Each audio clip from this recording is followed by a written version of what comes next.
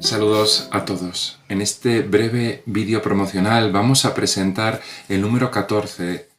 de la colección ¿Qué se sabe de?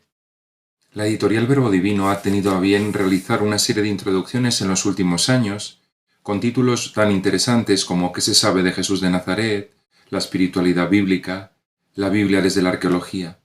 Entre ellos ha tenido a bien incluir en su 14º volumen, como decíamos, ¿Qué se sabe del Oriente Bíblico?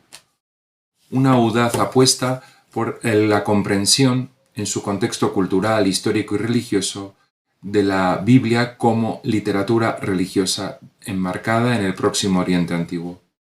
Las fuentes de la revelación bíblica han encontrado en esta etiqueta, que merece la pena ser descrita, el Oriente Bíblico, algunas claves hermenéuticas imprescindibles para que los hablantes y lectores en lengua española tengan un pequeño manual introductorio de carácter divulgativo y escrito con la vocación de que llegue a todos los lectores interesados en contextualizar el texto bíblico desde muchos puntos de vista. Este ejercicio, iniciado en la segunda mitad del siglo XIX con el redescubrimiento de las culturas del Próximo Oriente Antiguo,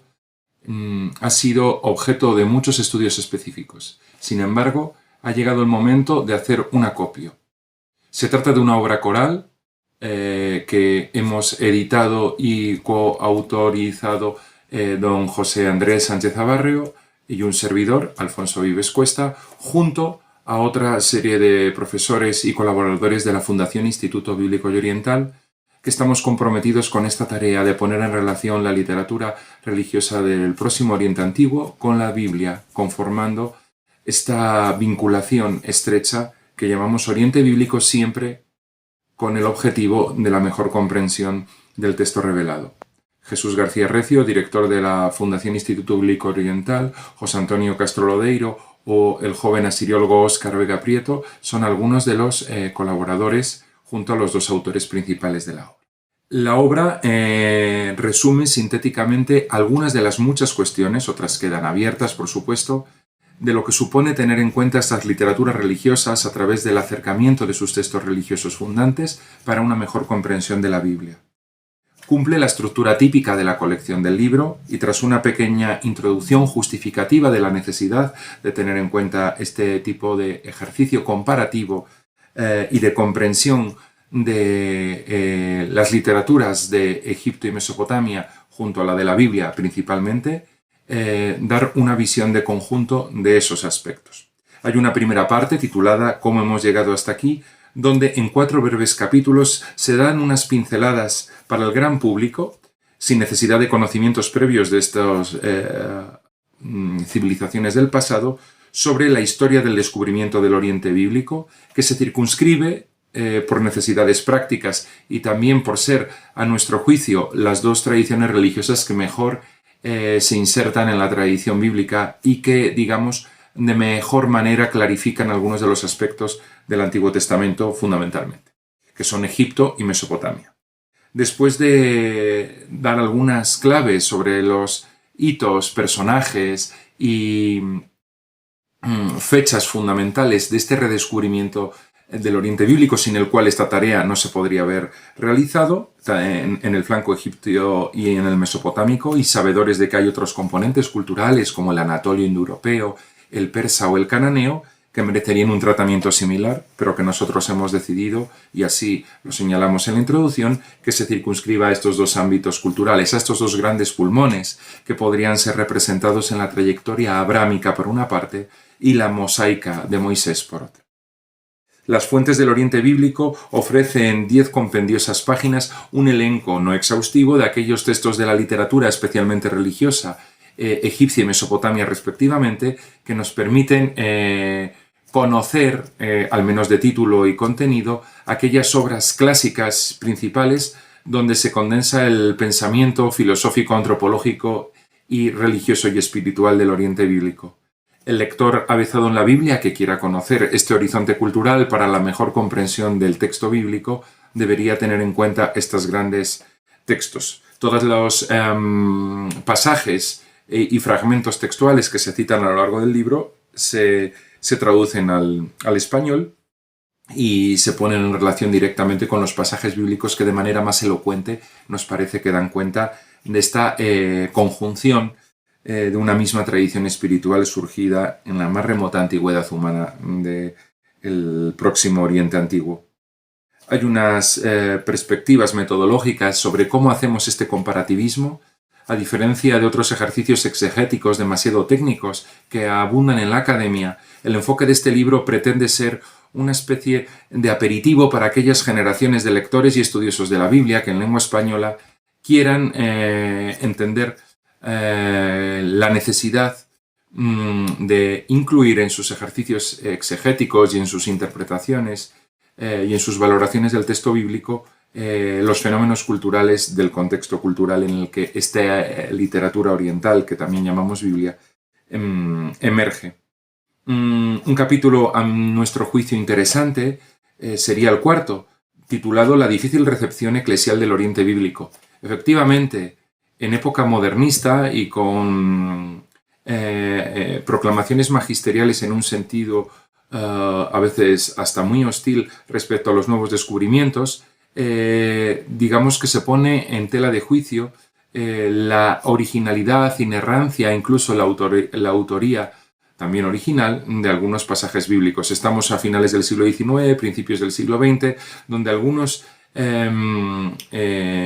miembros de iglesias ya reformadas, ya en la Iglesia Católica, se vieron en la necesidad de indagar en los redescubrimientos de este Oriente bíblico que paradójicamente ofrecía algunos elementos paralelos demasiado exactos. Por ejemplo, el relato del diluvio o toda la estructura de Génesis 1:11 era mucho mejor comprendida a la luz de los nuevos hallazgos textuales que la filología semítica y los estudiosos de las lenguas sumeria, acadia y también egipcia en el otro flanco cultural que estudiamos iban aportando progresivamente. No fue fácil la recepción magisterial de estos aspectos. Hubo encíclicas muy visionarias como la Providentissimus Deus de León XIII y figuras descollantes que aceptaron el reto de, más allá de establecer distinciones culturales demasiado taxativas, comprender que esta unión espiritual tenía un sentido preparatorio propedéutico en la semina verbi que propiciaba esta literatura religiosa. El ambiente modernista también propició algunas controversias interesantes que fueron sanándose al mismo tiempo que la exégesis científica de la Biblia iba haciendo acopio de los hallazgos arqueológicos y también de las nuevas aportaciones filológicas de esta literatura religiosa que en ocasiones vislumbraba pasajes hasta entonces bastante oscuros del texto revelado. La segunda parte de la colección ¿Qué se sabe de la editorial Verbo Divino incluye un apartado dedicado a los aspectos centrales del tema. Dentro de la variedad temática que se nos dan, vimos la necesidad de acompañar el texto de una descripción geográfica e histórica y de unas coordenadas espaciales y temporales recogidas en cuadros sinópticos finales en forma de tablas de listas reales y también de mapas con la localización de las principales ciudades que se citan de la antigua Mesopotamia y también de las diferentes fases de la historia egipcia. Se concibe también una visión trascendente o teológica de esta geografía del Oriente Bíblico, concebida como una nueva Tierra Santa. Esa comprensión de la historia externa y también interna de la tradición religiosa egipcia-mesopotamia se va a basar en todas las experiencias que la historia de la salvación recoge en vinculación con este marco cultural tan amplio del Oriente. Se darán pasajes que subrayarán que, por ejemplo, Egipto pase de ser enemigo invasor a aliado o una verdadera tierra de salvación para el pueblo de Israel. Las tradiciones sobre Babilonia, que pasa de símbolo de la maldad a un ejemplo de reconciliación, nos mostrarán también cómo estas coordenadas geográficas y también los ciclos culturales e históricos que se dan en estos ámbitos civilizatorios son decisivos para comprender el enclave encarnatorio Es decir, la historiografía externa e interna que de fondo subyace en el texto bíblico y en las narraciones en él contenidas. La parte más fundamental y más densa del trabajo es aquella que se centra en los aspectos teológicos y antropológicos. El elemento divino y el elemento humano, en los capítulos 6 y 7 respectivamente, dan unas pinceladas sobre la experiencia religiosa egipcia y Mesopotamia que de alguna manera se correlaciona o inspira algunas de las características o atributos divinos de la divinidad en el Antiguo Testamento. Los dioses y lo divino, la pluralidad en la unidad, el problema de la historiografía de las religiones con el politeísmo, que se soluciona desde una perspectiva distinta, en una comprensión cultural del trasfondo cananeo, también del texto religioso, sobre las representaciones de Dios, hacen que ese camino de la monolatría y del monoteísmo israelita que se refleja a lo largo y ancho, sobre todo en la literatura profética del Antiguo Testamento, tenga precedentes o se vislumbren precedentes concretos en algunos pasajes donde una oración interpersonal entre la divinidad y algún sujeto religioso concreto reflejado en la literatura de ambas tradiciones que son objeto de nuestro análisis puede mostrarnos. El elemento humano, muy importante, más si cabe que este elemento divino, lo representa la antropología teológica, que se desarrolla con especial densidad y con un carácter analógico a la antropología bíblica de los capítulos del Génesis y de otros pasajes muy impactante, muy sorprendente para el lector que se inicia. El elemento humano es como se titula el capítulo dedicado a la antropología en Mesopotamia, donde se repasan los textos de creación del hombre, las antropogonías, con elementos materiales y formas expresivas que nos recuerdan perfectamente el proceso de creación de su criatura principal del hombre por parte de Dios en el Génesis,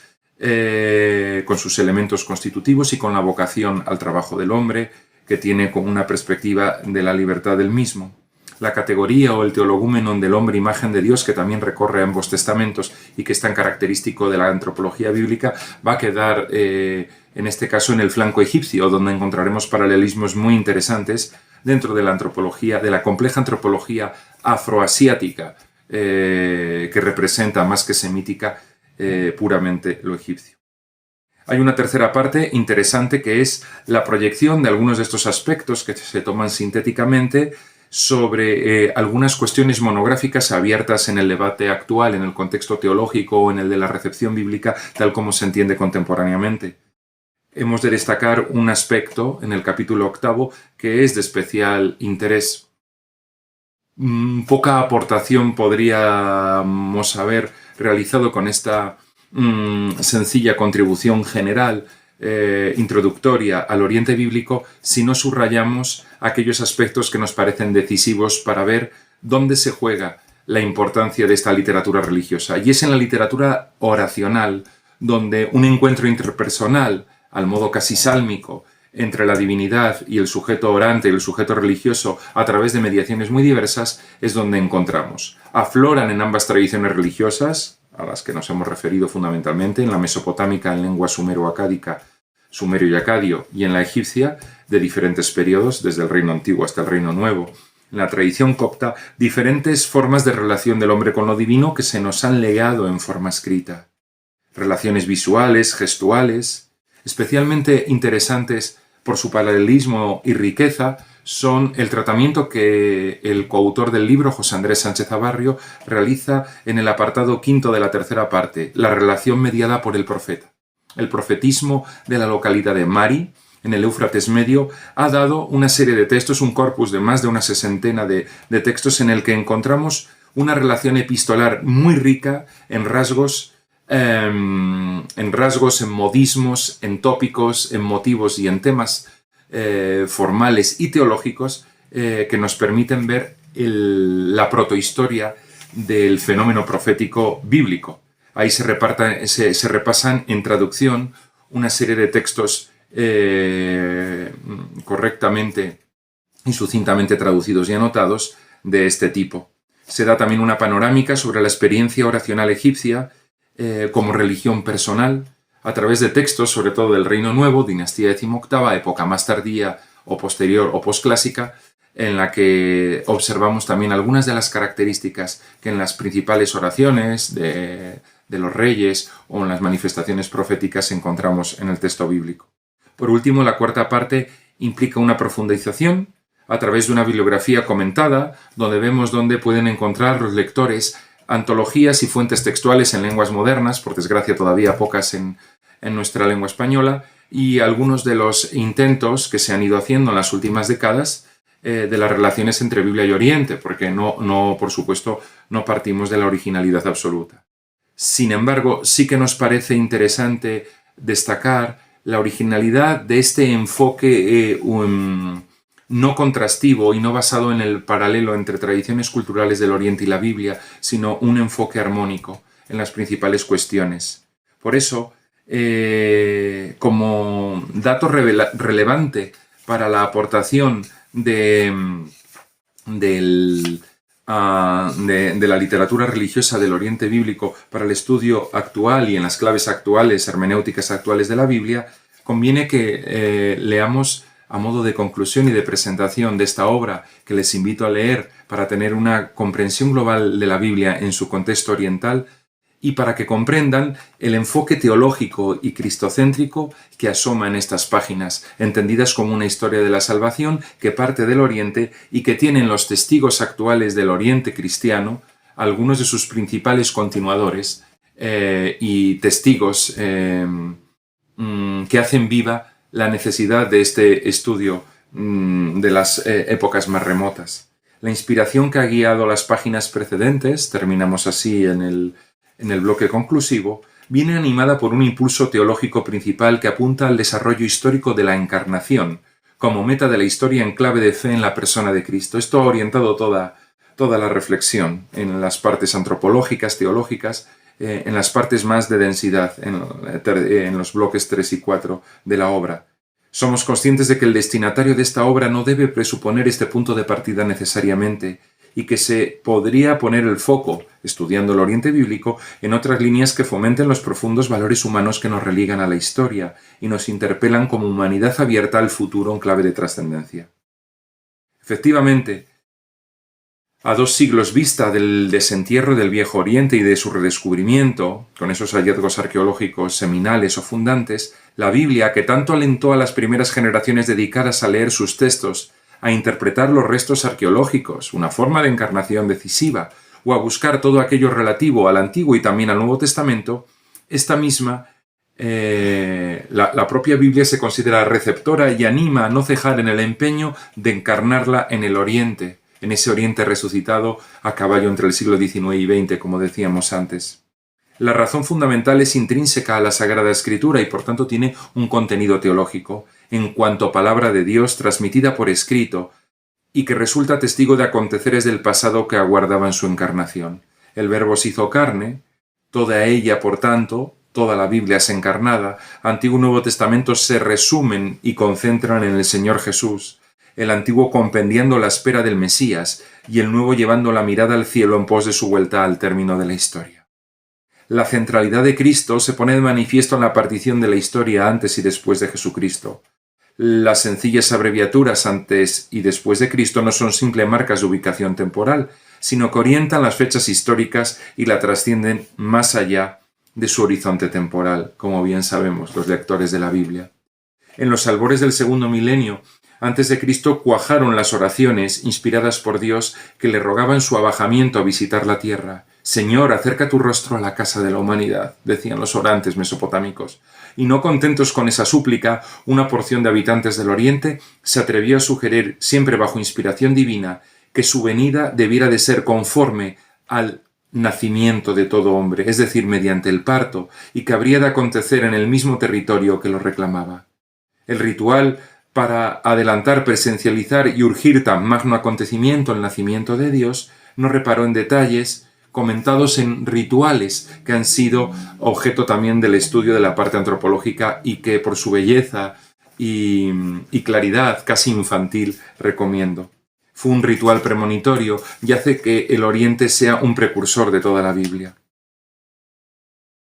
La debida encarnación requería del nacido una estirpe con su presentación genealógica, evidentemente. De ello se ocuparon minuciosamente los evangelistas en los llamados relatos de la infancia Mateo y Lucas, que son conscientes de esta deuda con el Oriente bíblico. Mateo emplazó al Señor Jesús en la línea genealógica que le lleva de David a Abraham. Documento del origen, biblos, geneseos, de Jesucristo, hijo de David, hijo de Abraham. Abraham engendró a Isaac, Isaac engendró a Jacob, dice la genealogía, y continúa, Jacob engendró a Judá y sus hermanos, Jesé engendró al rey David, Jacob engendró a José, el esposo de María, de la que nació Jesús, que se llama Cristo. La genealogía de Mateo. En cambio, Lucas trazó una línea genealógica que va del Señor Jesús a la filiación primordial, remontando de David y Abraham hasta Adán. Jesús comenzaba hacia los 30 años, hijo, así se crecía, etcétera, etcétera.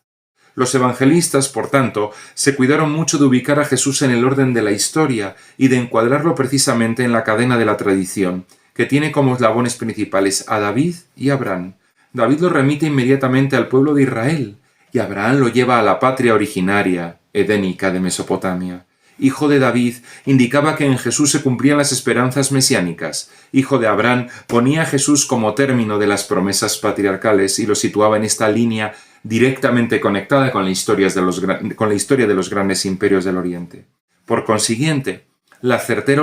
orientación de la historia del Viejo Oriente hace posible que se la pueda comprender legítimamente desde el Señor Jesús. Yo diría se la deba comprender. Completa esa precisión genealógica de los evangelistas. Son tantas las advertencias de la Biblia en este sentido que, fieles a sus indicaciones y apegados a la sana tradición de muchos escrituristas que desde finales del siglo XIX han estado preocupados por el entorno bíblico y por dar sentido a este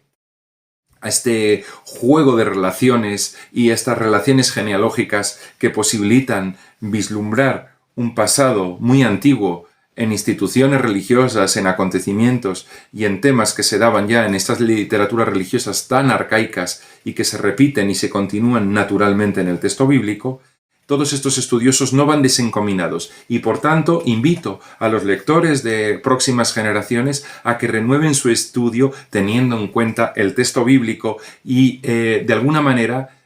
sean capaces de encarnar y de encuadrar en contexto adecuado la Biblia en su contexto oriental. Este es el humilde propósito de esta presentación general, que no quiere más que hacer esta invitación y este recordatorio a volver a las fuentes principales y primordiales orientales de la revelación. Les invito a su lectura. Muchas gracias.